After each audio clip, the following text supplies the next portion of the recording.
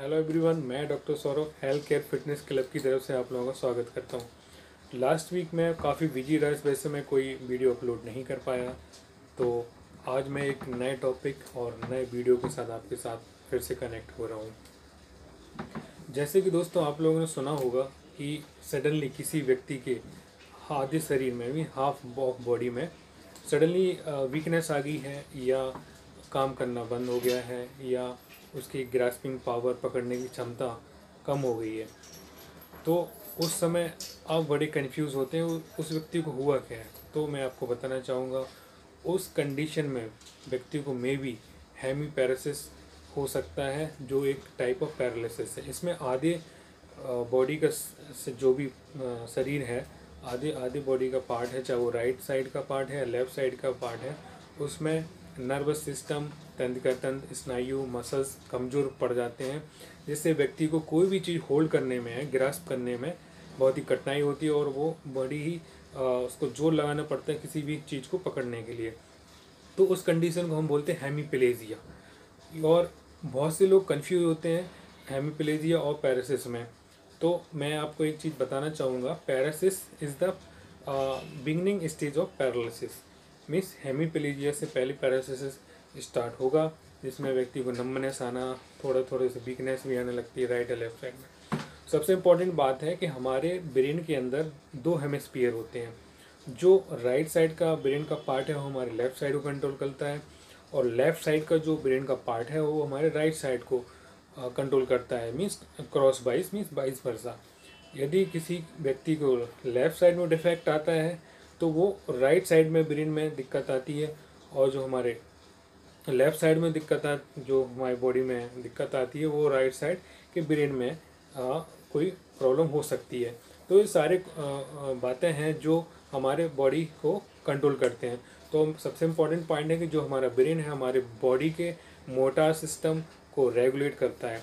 तो अब मैं बताना चाहूँगा इसके कॉज क्या है। कॉज इसके बहुत ही इम्पॉर्टेंट है और फाइन है। सबसे इम्पोर्टेंट कॉज बताना चाहूँगा, किसी व्यक्ति को हेड इंजरी होने से क्या होता है, ब्लड ब्रेन के अंदर क्लॉट आ जाता है, जिस वजह से हेमीपैरेसिस का या हेमीप्लेजिया का चांस हो सकता है। इसके अलावा सडनली किसी व्यक्ति का बीपी शूट हो जाए 200 और 250 के मोर देन एवब चला जाए, तब भी ब्रेन के अंदर क्लॉट आ जाता है, तब भी ये हेमीपैरेसिस हो सकता है और हेमीप्लेजिया हो सकता है। इसमें अलावा यदि किसी को ब्रेन ट्यूमर, ब्रेन टीबी और बहुत से न्यूरोलॉजिकल डिसऑर्डर हैं जिसकी वजह से हेमीपैरेसिस बीमारी हो सकती है। अब सबसे इम्पॉर्टेंट पॉइंट ये है कि इसके सिम्टम क्या हैं, कि कैसे आप जानेंगे कि ये हेमीप्लेजिया का पेशेंट है या हेमीप्लेजिया में कन्वर्ट हो गया है। तो सबसे पहले इम्पॉर्टेंट बात है कि उस व्यक्ति की राइट या लेफ्ट साइड में वीकनेस आ जाएगी, हाथों में नंबनेस आ जाएगी, और वो हाथ पैर उठाने में बहुत ही असमर्थ फील करेगा। कोई भी किसी भी पेन को पकड़ता है मजबूती से होल्ड नहीं कर पाएगा, ड्रॉप हो जाएगा।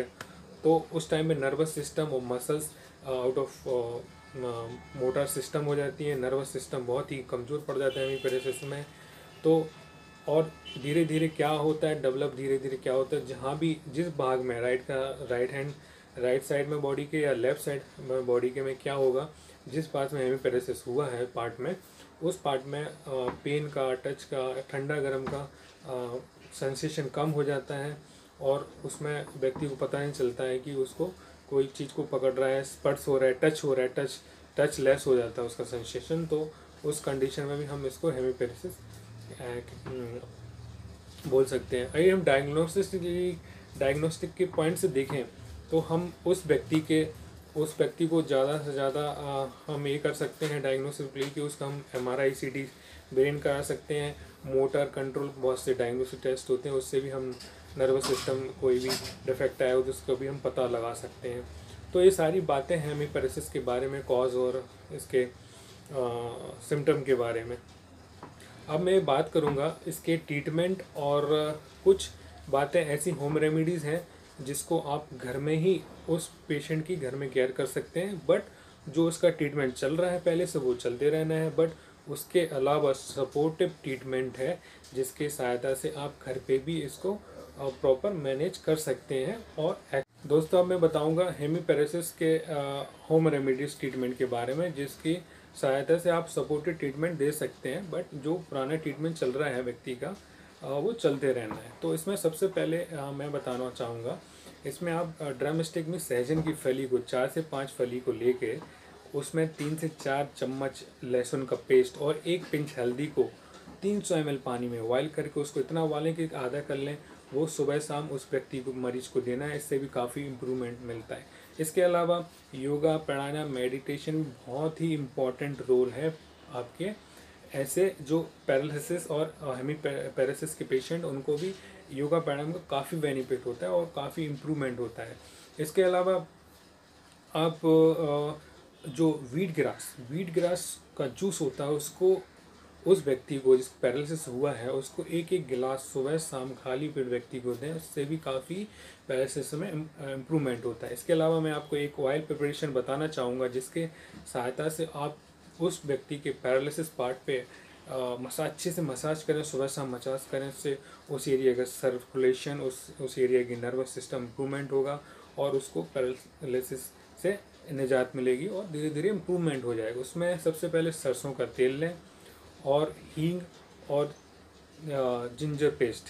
तो सरसों का तेल आप 500 ले सकते हैं, इसमें आप हींग 2 से 3 चम्मच ले सकते हैं। इसके अलावा आप जिंजर पेस्ट 3 से 4 चम्मच लेके इन तीनों चीज़ों को गर्म कर लें और गर्म करने के बाद अच्छी तरह से पक जाए, तीनों मिक्स हो जाएं। उसके बाद उस ऑयल को ठंडा करने के बाद उसकी अच्छे से मरीज के ऊपर मसाज करें। इससे काफ़ी हेल्प मिलेगा। तो आपको जो भी मैंने होम रेमेडी टिप्स आपको बताई हैं, तो एज ए सपोर्टेड ट्रीटमेंट आप यूज़ कर सकते हैं हेमीपैरेसिस में और इसका फ़ायदा उठा सकते हैं। तो आपको जो भी आपको क्वायरी है या कोई भी आपको कोई भी और किसी बीमारी की होम रेमेडीज़ या कोई भी ट्रीटमेंट के बारे में आपको पूछना है तो आप कमेंट बॉक्स में कमेंट्स कर सकते हैं।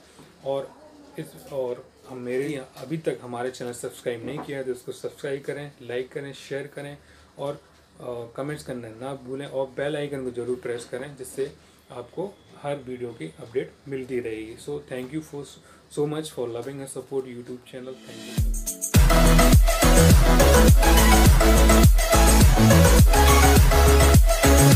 you.